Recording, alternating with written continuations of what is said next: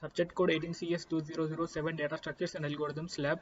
Experiment number 5, implementation of stack and queue data structures using singly linked list. In this video we are going to see how stack and queue data structures can be implemented using singly linked list. Now here this is Jupyter notebook, and we are going to implement this task in Python programming language.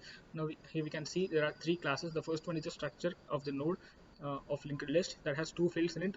The first one is data, and the next second one is the next field, that is the address of the immediate next node. Now the next class is stack class, and the third one is the queue data structure class. First we will see the stack data structure, that means stack class, with some basic operations. We have already seen in the first experiment that stack has some basic operations such as push and pop, which means push means to insert the data into the stack, and pop means to delete the data from the stack. Now the third method here is display, that is just to display the elements of the stack, that means the data of the stack. Now we'll start from the constructor of this class. This will be called implicitly each time we create an object for this class, and each time we create an object for this class, self.top will be set to none. Now self.top is the address pointer. It always points to the recently inserted node into the stack. Now we'll see how these operations work. Now we'll start from push operation. It takes the first one is self, that is the reference of the object we create, and data is the actual value to be inserted into the list. Now to insert any node into a linked list, we have to create an object for this node class, passing the data to be inserted into the list. Now as we create an object for this class, these two fields will be set to the first one will be set to the data we pass, and self.next will be set to none. Now we'll check a condition before inserting a data, that is if new node is none. That means if our computer has no memory available in it, that means there will be no space for our new node, and it will be none by default. Now then we'll print a message stack overflow and return from this push method, or else we will set the next field of the new node to none, right? Because in the case of the first insertion, the first inserted element into the stack should have its next field as none.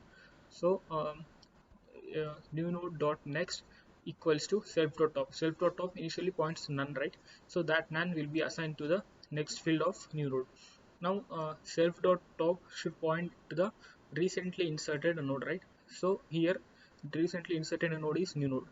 So that new node, the address of this new node will be assigned to self.top, so that it points the new node.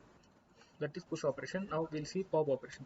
Now to pop to delete any elements from the stack, it should have some elements, right? So we'll check a condition here, that is if self.top is none. Now here we can see in push operation, if anything is if any data is pushed into the stack, self.top points to that node, right? So if anything is not inserted into the stack, self.top will be none initially.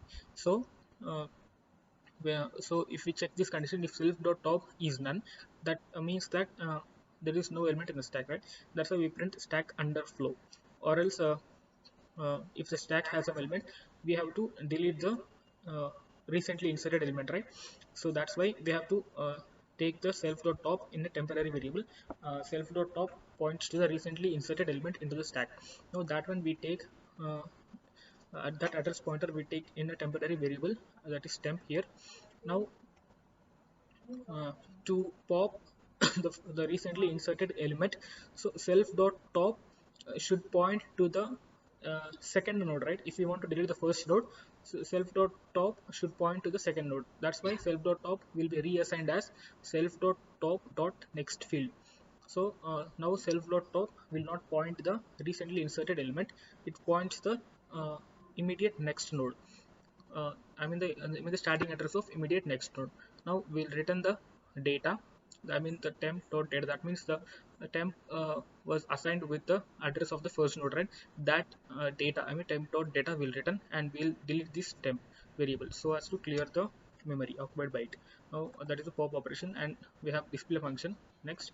Now here in stack, when we insert any element, we we already know that stack follows the LIFO principle, that is last insert and first out elements, right? That's why in linked list, when we insert element, we have to print the this is not mandatory, but we have to, in this case I'm printing the elements in reverse order. That means we can see the result output as uh, order in an order. So that's what we're doing. If p is not none, that means p we are passing to the display method below.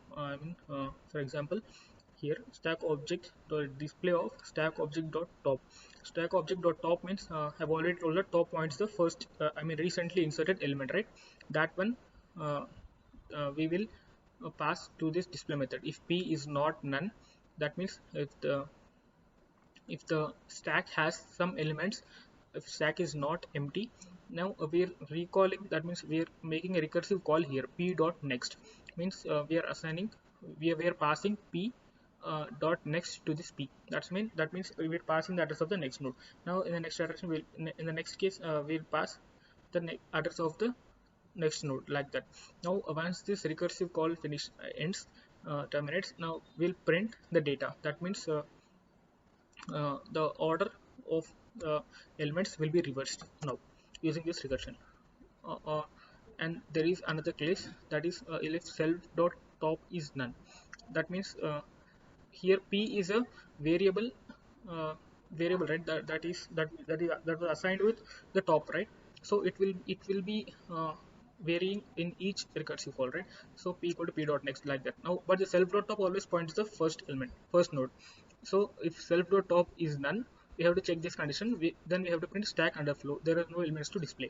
That is this elif condition. Or else if if any none of these conditions satisfied, we just have to return from this display method. Now that is stack, and now we have queue data structure. Now in queue data structure, uh, as we have seen in stack data structure, insertion and deletion happen from one end, but in queue, insertion happens at rear end, and deletion happens from the front end. So we have two variables here. Unlike self dot top, we have two variables, self dot front and self dot rear. Self dot front always points the left side, elements towards left, and right side points the rightmost element, so that we update this rear and insert that new element at this rear. Now we'll see what are the operations in stack. If you already seen this queue data structure before, and these are some basic operations, that is enqueue, dequeue, just a minute.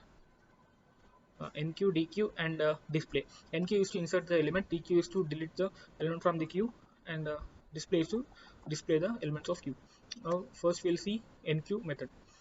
Now each time we create an object for this class, these both fields will be set to none, right? Now we'll see the next method is the enqueue. This is the constructor of queue class. Now enqueue method takes a self as object reference and the data that has to be inserted. Now when we call this method, we'll pass the data here, and similar to this stack data structure, to create a node, we have to pass the data to the node class here, so that the data and the next field will be set. So this data will be set with the data that has to be inserted, and the next field will be set to the none. So here we will check the similar condition. If new node equals to none, that means if our computer has no memory available, and new node is, if it is none, we will print queue full and return from this enqueue method. Or else we will check for if self dot front is equals to none. This condition we have to check to ensure that, to verify that if it is the first insertion. That means if it is a first insertion, we have to update both front and rear, or else we have to just update rear and insert that element at that rear position. Now if it is, if self dot front equals to none, means that will be the initial case, right? So none of the elements will be inserted uh, uh, in this queue. So if self dot front is equals to none, that means if it is the first insertion, we'll set the self dot front and rear point at the new node. That means both these address pointer points to the new node that is inserted. Or else we'll follow this procedure, that is self dot rear dot next equals to new node. That means self dot rear always points the recently inserted node, right? So the next field of that recently inserted node will be assigned with the address of new node. That is the meaning of this line. and after that we have to update the rear pointer. That's it. Now self dot rear should point the new recently inserted node, that is new node. Self dot rear equal to new node. Finish. Now we'll see a dequeue method of queue data structure. That is, here we have a condition if self dot front is none. That means if to dequeue any elements, that means to delete any elements from the queue, we have to first check that if the queue has any elements in it or not. If not, we cannot dequeue. So we'll check that by checking this condition. If self dot front is none, we'll print queue underflow, because self dot front we will set it, we'll make it point to the first node in the case of first insertion, right? So if there is no first insertion, uh, the self dot front will be remain as none, right? So we'll check if self dot front is none. If it is none, we'll print queue underflow and return from the function, or else we'll check another condition. Now self dot front equals to equal to self dot rear. This is to check for a single element in a queue, uh, right? Self dot front always points the first element of the queue, and we update front only in the case of deletion, and we update rear in the case of insertion, right? So if the self dot front and self dot rear uh, equal, are both, if both are equal, I mean if both are pointing to the same node, then we can say that the queue has only single element. Then we have to follow this procedure, which is to take the front pointer in a temporary variable, and we have to set that address as none. I mean the front node address as none, and the self dot rear as none. Both address pointers are now set to none, and we'll take the uh, temp means it will be it was assigned with the address of the first node, right? That node dot data means the data will be taken in a temporary variable, that is x, and we'll delete temp to free this memory, and we'll return x. That means the data will be returned. Or else we'll follow, if the queue has some one, I mean one or two elements, I mean two or more elements, then we'll follow this else procedure. You can see here, uh, we are taking self dot front in a temporary variable, that is p, and to remove that, we are making self dot front point at the immediate next node, right? Self dot front will be reassigned, I mean re-updated as self dot front dot next. That means the address of the next node will be given to the self dot front. Now self dot front will point the second node. In the case of deletion of first node, the address of the first node uh, will be pointed by self dot front, right? That will be reassigned with the address of the next node. Now x equals to p dot data means initially p was pointing, p was given the address of a self dot front, right? Self dot front means p. Now p dot data means that data will be taken in a variable x. We'll return that, I mean we'll delete the address, self dot front address, I mean p, and we'll return that x value data. Now that is the function of queue. Now we'll see display method. Display method takes I think we don't need this. Okay, it takes just object reference, that is self, and we'll check whether the queue has some elements in it or not. To do that, uh, we just have to check this condition, self dot front is none. Same is the case in the case of dequeue, right? Self dot front is none, we can say that the queue has no elements in it, print queue underscore and return from this display method. Or else we'll take I mean the front means address of the first node in a temporary variable. Now we'll check if temp is not none. While temp is not none, that means now temp is pointing at the first node, and the next node of the first node uh, will be the address of the second node, right? So if temp is not none, that means the first node, so that means the address pointed by the uh, this temp is not none. So it shows that there is an element, right? We'll print that data, temp dot data. Now we'll update temp as temp dot next. That means the address of the next node will be given to this temp. Now in the case of last node, we know that the next field of the last node will be none, right? So uh, uh, this condition will fail, right? Now this while loop ends, and we will be having all the data printed. Now this is the functions, I mean methods and stack and queue data structure. Now this is the menu that will be displayed to the user. We have an infinite while loop here, and we're prompting the user to press 1 for stack, 2 for queue, 3 to exit from the program, or else and next we're checking the input. If stack or queue is 1, that means if it is for stack, we again have an infinite while loop to to display the methods to the user uh, until it is interrupted by a break statement like this. Now we'll check if option equals to 1, that is to insert, and to delete, and 3 is to display. uh, to insert the data, we ask the user to enter the data, and we push that data through the stack object to the stack, and we'll print the data as current stack, and we'll call the display method passing the top pointer to the display method, uh, or else we'll call the pop method if the input is 2, and we'll print the stack only if the top is not none. Okay, so if top is none, that means the stack is empty, right? If it is not empty, only then we'll print, or else we print when we pop, I mean when we delete any elements, it automatically prints stack underflow if it is empty, right? So that one will be enough. No need to call this display method when the stack is empty.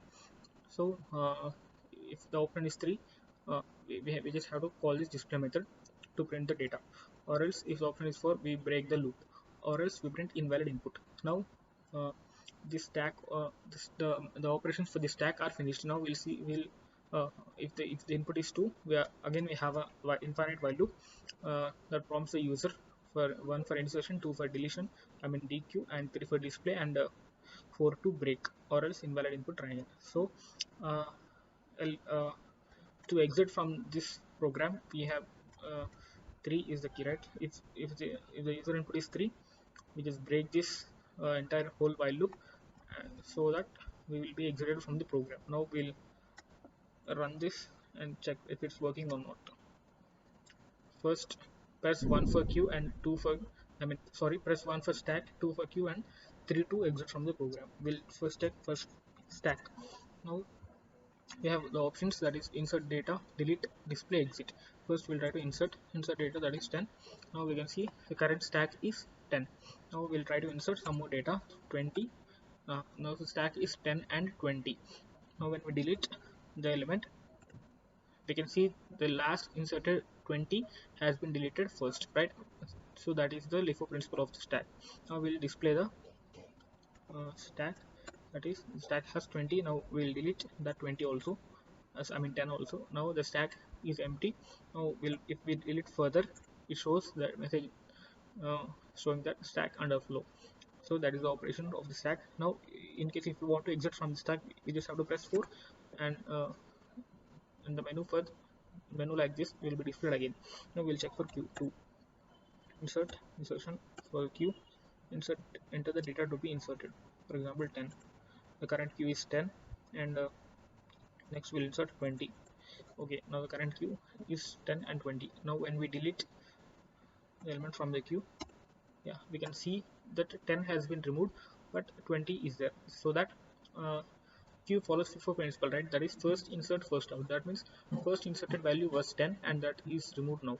Now we have only 20 in queue. Now if we delete that one also, yeah, we can see the queue is now empty. We just check that by pressing 3, that is to display. Now you can see current queue is queue underflow, that means queue is empty now.